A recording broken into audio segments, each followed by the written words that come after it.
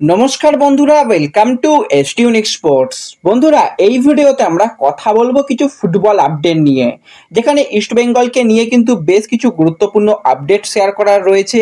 ক্যাপ্টেনকে নিয়ে কিন্তু দিনে দিনে এবার চিন্তা বাড়তে চলেছে ইস্টবেঙ্গলের। সেই সাথে সাথে ইস্টবেঙ্গলের চোট আঘাতের একাধিক সমস্যা নিম দর্জিকে এখনও পর্যন্ত টার্গেট করে রেখেছে, সেই নিয়ে আলোচনা করার সাথে সাথে ইয়াগো ফালকে সিলভার সাইনিং নিয়েও আমরা কথা বলবো এই ভিডিওতে।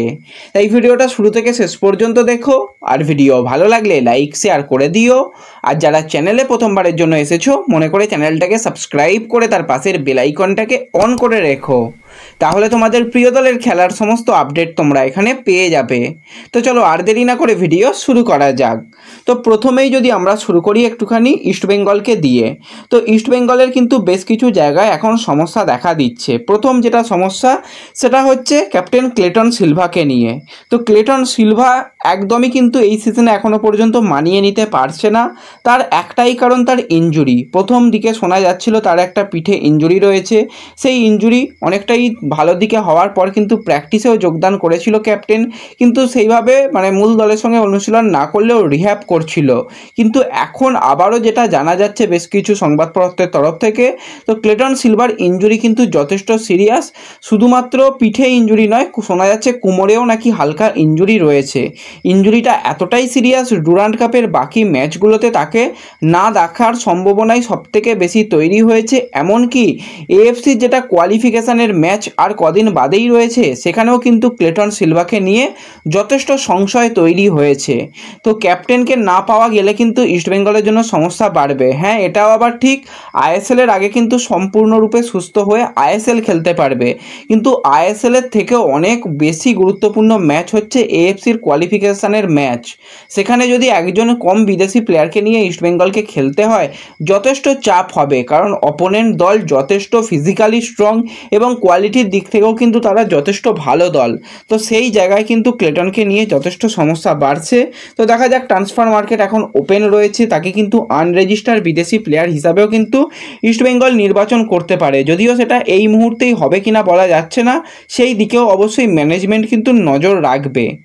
এর সাথে সাথে যদি মাধি তালালকে নিয়ে কথা বলা যায়, তো মাধি তালালও কিন্তু প্র্যাকটিসের মধ্যে হালকা ইনজুরি পেয়েছে শোনা যাচ্ছে, কিন্তু তার ইনজুরি অতটাও সিরিয়াস নয়। সে কিন্তু ডুরান্ড কাপের পরবর্তী ম্যাচ এবং এএফসির ম্যাচগুলো খেলতে পারবে। এবং ডুরান্ড কাপের প্রথম ম্যাচে কিন্তু ভারতীয় প্লেয়ার নন্দকুমারকেও দেখতে পাওয়া যায়নি। নন্দকুমারকে এমনকি বেঞ্চের মধ্যেও রাখা হয়নি।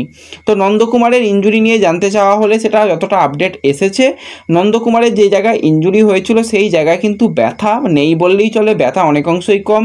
সে নিজে কিন্তু পুরোপুরি ফিট রয়েছে বলে দাবি করছে, কিন্তু এখনও পর্যন্ত কোচ তার উপর কতটা ভরসা করবে সেই নিয়ে যথেষ্ট সংশয় রয়েছে। সেই জায়গায় অন্যান্য প্লেয়ারদের কিন্তু ব্যবহার করা হচ্ছে, এখনই কিন্তু নন্দকুমারকে পুরোপুরি পরিকল্পনার মধ্যে রাখছে না কোচ।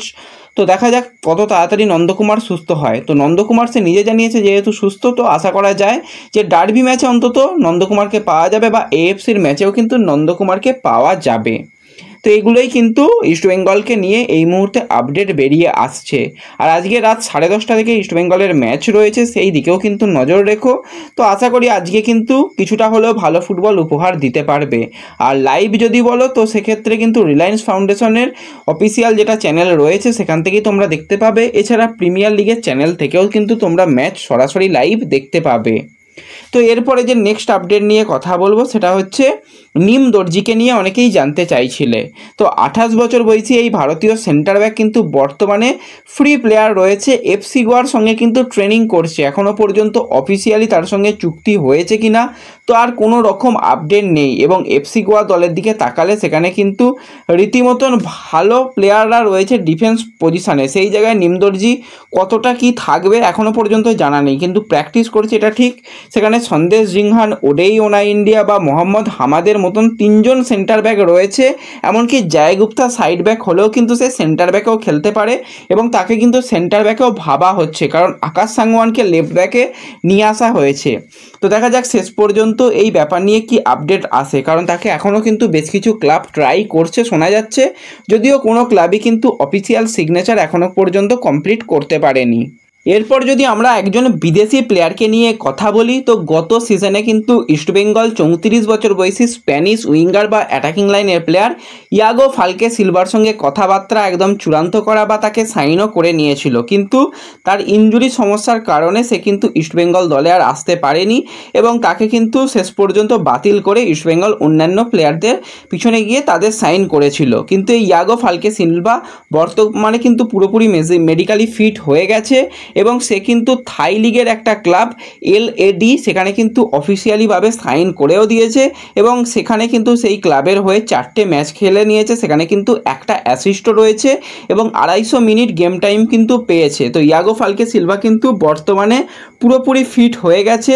যদি তাকে লাস্ট সিজনে ইস্টবেঙ্গল আনতে পারতো, যদি সে মেডিকেলি ফিট থাকতো, অনেক ভালো হতো ইস্টবেঙ্গলের জন্য। তো যাই হোক, যেটা হয়নি সেটা বলে আর লাভ নেই। তো ইয়াগো ফালকে সিলভা কিন্তু বর্তমানে থাই লিগের ক্লাবে জয়েন করে নিয়েছে। আর এই যে থাই লিগের যে ক্লাবে জয়েন করেছে সেই ক্লাবে কিন্তু ISL-এ খেলে যাওয়া আরও একজন বিদেশি প্লেয়ার রয়েছে, সেটা হচ্ছে জোনাথন ময়া। তো জোনাথন ময়া কিন্তু হায়দ্রাবাদে খেলতে এসেছিল, তো সেই জোনাথন ময়ার সঙ্গে কিন্তু একই ক্লাবে খেলতে দেখা যাচ্ছে কিন্তু এই ইয়াগো ফালকে সিলভাকে। এবং জোনাথন ময়াও কিন্তু একজন স্ট্রাইকার পজিশনের প্লেয়ার এবং যথেষ্ট ভালো গোল গেটার প্লেয়ার। তো তাকেও কিন্তু এই একই ক্লাবের জার্সি গায়ে দুজনকে দেখা যাবে। তো এই ভিডিওতে এটুকুই আলোচনা করার ছিল। ভিডিও ভালো লাগলে লাইক শেয়ার করে দিও। তো দেখা হচ্ছে পরবর্তী ভিডিওতে। ধন্যবাদ।